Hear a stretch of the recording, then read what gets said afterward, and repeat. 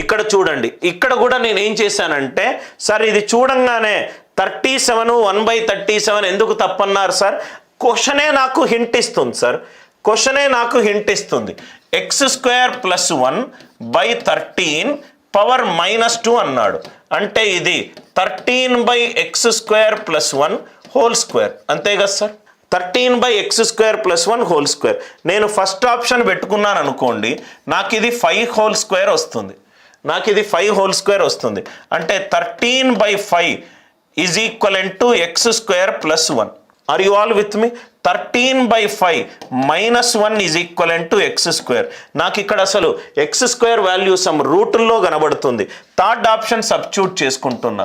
13/x² + 1 whole square is equal to 1/5 whole square. అంటే x² + 1 is equal to 65. x value 8 కనబడుతుంది, x value 8 కనబడుతుంది. నాకు 8 కనబడుతుంది. 8 substitute చేసుకోండి, left hand side equal to right hand side వస్తే answer option number 3 right. ఇది 37 1/37 వచ్చే ఛాన్సే లేదు. ఎందుకనంటే x² + 1 లాజికల్గా ఆలోచించండి. 13/x² + 1 equal to 37. X value ఏంలోకి వెళ్ళిపోతుంది సార్? ఇర్రేషనల్ నంబర్లోకి వెళ్ళిపోతుంది.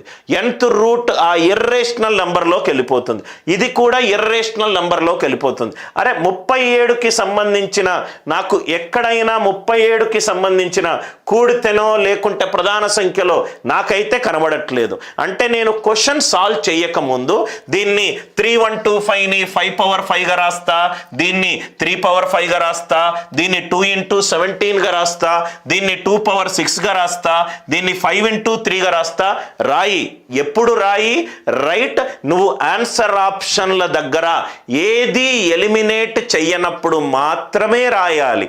క్వశ్చన్లకు నీకు ఆన్సర్ ఆప్షన్లు ఇచ్చి యూజ్ చేసి నాకు క్వశ్చన్ కరెక్టో లేదో చెప్పండి అని అన్నప్పుడు మనం యూజ్ చేయకపోతేనే మనకు ప్రాబ్లం.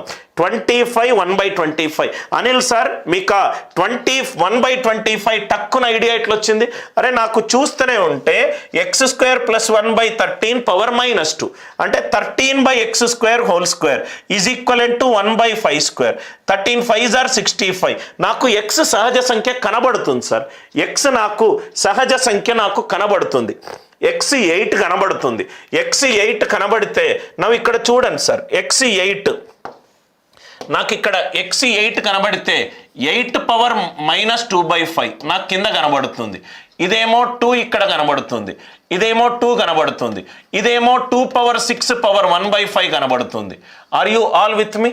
2/6 పవర్ 1/5 2 × 17 2 × 17. నాకు చిన్న క్యాలిక్యులేషన్ చేస్తే నాకు ఏదైనా ఎలిమినేట్ అవుతుందా? ఇక్కడ కూడా నాకు 8 పవర్ -2/5 కింద కనబడుతుంది, 8 పవర్ 1/25 నాకు కింద కనబడుతుంది.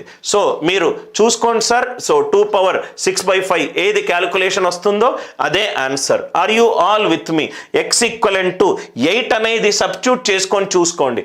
ఇక్కడ చూసుకోండి, ఇక్కడ చూసుకోండి. మేబీ ఆడ్ ప్లస్ ఆడ్లో ఈవెన్ నెంబర్ రావచ్చు.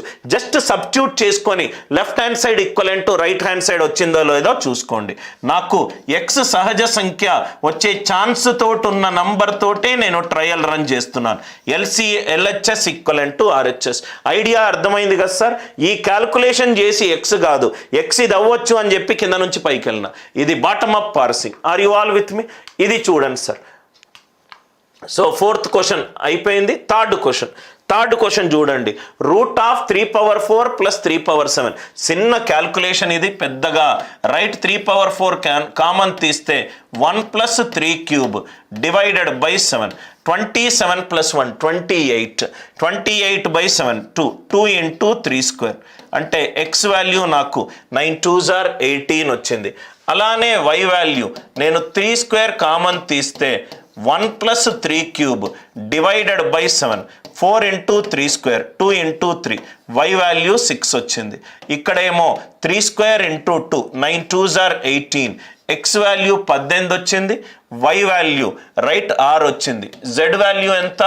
√24. అంటే ఇదేమవుతుంది? 4 × 20 √24 హోల్ స్క్వేర్ అంటే 24. 24 + 3 27. 4 27s are 108. 4 27s are 108. Are you all with me?